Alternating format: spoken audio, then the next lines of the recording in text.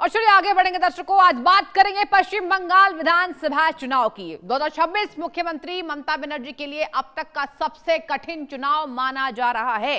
अब इस बार मुकाबला सिर्फ राजनीतिक नहीं बल्कि प्रशासनिक और कानूनी चुनौतियों से भी भरा हुआ है। आपको एक एक करके जानकारी देंगे कि चुनाव आयोग के विशेष गहन पुनरीक्षण यानी एसआईआर ने राज्य की चुनावी तस्वीर बदल कर रख दी है, जिसमें बड़ी संख्या में मतदाता सूची में बदलाव हुआ है और इसे लेकर राजनीतिक विवाद भी गहरा गया है। ममता बनर्जी ने इस प्रक्रिया के खिलाफ सुप्रीम कोर्ट का दरवाजा भी खटखटाया, लेकिन राहत नहीं मिली। आपको जानकारी दे दें कि इसके साथ ही मालदा हिंसा मामले में सुप्रीम कोर्ट की सख्ती और जांच राष्ट्रीय जांच एजेंसी को सौंपे जाने से सरकार पर दबाव बढ़ गया है। चुनाव आयोग ने डीजीपी से लेकर जिला प्रशासन और थाना स्तर तक बड़े पैमाने पर तबादले कर दिए, जिससे प्रशासनिक यहां पर कहा जा रहा है नियंत्रण भी चुनौती बन चुकी है। अब वही विपक्ष खासकर बीजेपी ममता बनर्जी को कड़ी टक्कर देने की तैयारी में जुटी हुई नजर आ रही है। भवानीपुर सीट से ममता बनर्जी मैदान में है, जहां सीधी चुनौती मजबूत विपक्षी उम्मीदवार से है।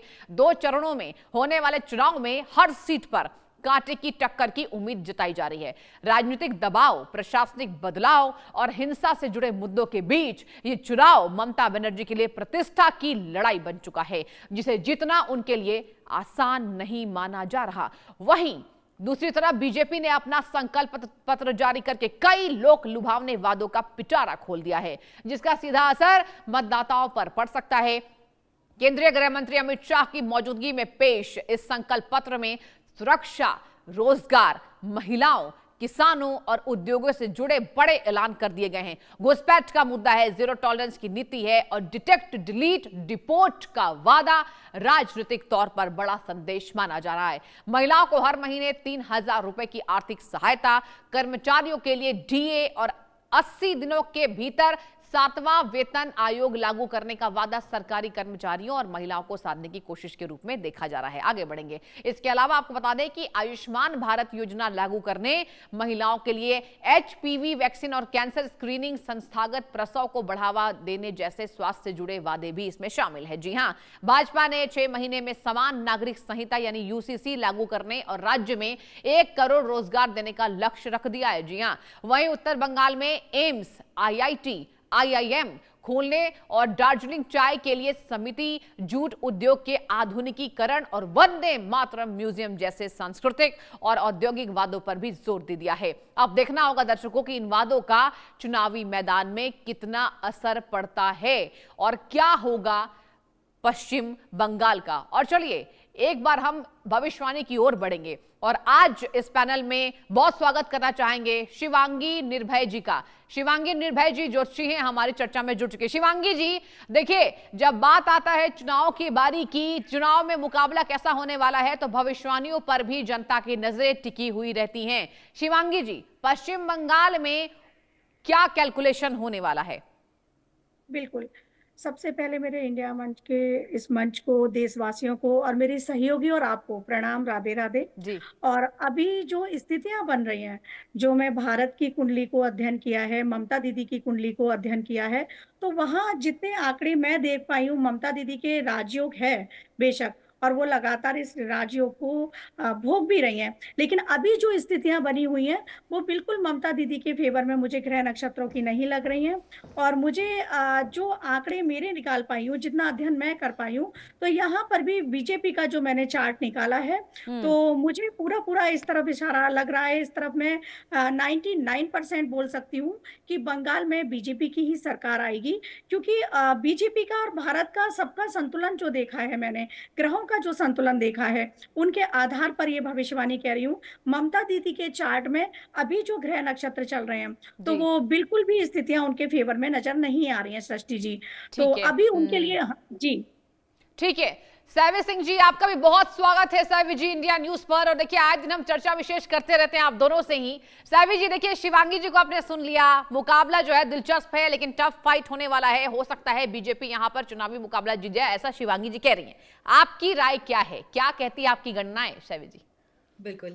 इंडिया न्यूज़ के सभी दर्शकों को नमस्कार। देखिए, सबसे पहले अगर हम ममता जी की ही कुंडली को एनालाइज़ करते हैं, तो इनकी कुंडली में तीसरे भाव में उच्च का चंद्रमा है और चंद्रमा महिलाओं का नेतृत्व करता है। आपने हमेशा देखा है कि चाहे अभी बंगाल की स्थितियाँ कितनी भी गंभीर, कितनी भी परेशानी वाली या पहले से भी एक कोर वोटर जी महिलाएं जो है वो ममता बनर्जी का हमेशा से ही रहा है, इररिस्पेक्टिव कि वो उनको कितनी सारी फैसिलिटीज देती हैं या नहीं देती हैं, और ये उनका चार्ट दिखाता है। साथ के साथ में अगर हम बात करते हैं कुछ और इंपॉर्टेंट ग्रहों की जिन्होंने इनकी सत्ता को, क्योंकि शनि सत्ता के कारक ग्रह माने गए हैं जो अष्टम भाव में उच्च के हैं। अब ये दोनों कॉम्बिनेशंस अगर आप एस्ट्रोलॉजिकली समझते हैं और साथ में गुरु का पंचम भाव में उच्च का होना, अब ये सारे कॉम्बिनेशन से दिखाते हैं कि पॉलिटिक्स वाइज इनकी कुंडली बहुत स्ट्रांग है। अभी भी आप देखिए कि शनि में जुपिटर की दशा से ये प्रभावित हो रही हैं और ये दोनों बिल्कुल। ही ग्रह इनकी कुंडली में उच्च के हैं।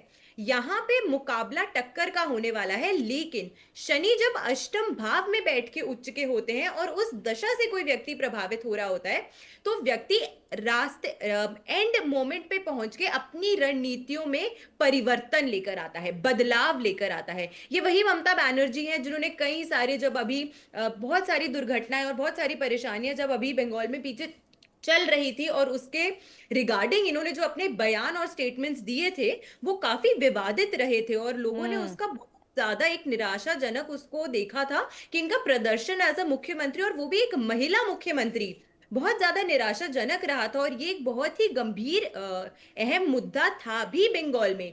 लेकिन अभी आने के समय में आप देखेंगे कि ये अपनी रणनीतियां कंप्लीटली बदल देंगी। जी लेकिन इसके बावजूद भी यहाँ पर भी बीजेपी का जो सत्ता है या बीजेपी का जो चार्ट है, कंपैरिजन में दोनों के चार्ट में अभी मुझे ज्यादा प्रबल दिखता है और बीजेपी इस साल काफी ज्यादा अच्छा परफॉर्म करती हुई नजर आएंगी। काफी नेक टू नेक फाइट लगेगी, but end of the day पे जाके कहीं ना कहीं ये पॉसिबिलिटी है कि बीजेपी ज्यादा सीट्स लेकर आए और वहां पे सत्ता परिवर्तन के चांसेस काफी हाई बंगाल में इस साल के दौरान मुझे नजर आ रहे हैं। ठीक जी। है।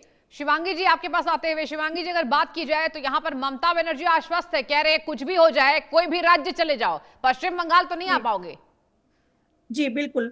ममता दीदी का इस बार जाना इसलिए सुनिश्चित हो रहा है, जैसा मैं बता रही हूँ ग्रह गोचर जो स्थितियां हो रहे हैं, बीजेपी का जो चार्ट है और जो भारत का चार्ट देखूं, बीजेपी भारत बंगाल सभी के चार्टों को अध्ययन किया है साथ में रखकर। अमित शाह जी का, मतलब मैंने नेताओं के चार्ट को भी किया है। अमित शाह जी का चार्ट अगर मैं देखूं, मोदी जी का चार्ट देखूं, क्योंकि बीजेपी में राजाओं के और उनसे जुड़े हुए मंत्री जो है उनके चार्ट को भी मैंने अध्ययन किया, जी तो वहां पर भी ये स्थितियां पूर्ण रूप से दिखाई पड़ रही हैं कि बीजेपी का आना सुनिश्चित है। ऐसा इसलिए नहीं है कि बीजेपी का हर जगह बोलबाला हो रहा है तो बंगाल में भी होगा, ऐसा बिल्कुल नहीं है। ममता दीदी तो काफी टाइम से वहां चल रही हैं, लेकिन जैसा सेवी जी ने कहा कि बिल्कुल अभी स्थितियां जो बन रही हैं, और जैसे शनि की स्थिति को अगर मैं देखूं तो उनकी स्थितियों के आकलन पर भी और उनके चतुर्थ भाव को भी देखूं, तो अभी चतुर्थ भाव से हम सिंहासन के जो हमारा कार्यभार होता है, जो सिंहासन हमारे पद होते हैं, ठीक वहां है। को देखा जाता है। तो वो स्थितियों को भी अगर सृष्टि जी में देखूं तो अभी ममता दीदी के लिए तो बिल्कुल भी फेवरेबल ये समय नहीं है। और ठीक है बंगाल में शिवांगी जी, शैवी जी, आप दोनों के हिसाब से पश्चिम बंगाल में इस बार जो है वो बीजेपी कमाल कर सकती है। बहुत शुक्रिया चर्चा में जुड़ने के लिए और अपनी गणनाएं दर्शकों तक साझा करने के लिए। और आगे बढ़ते हैं। बिहार के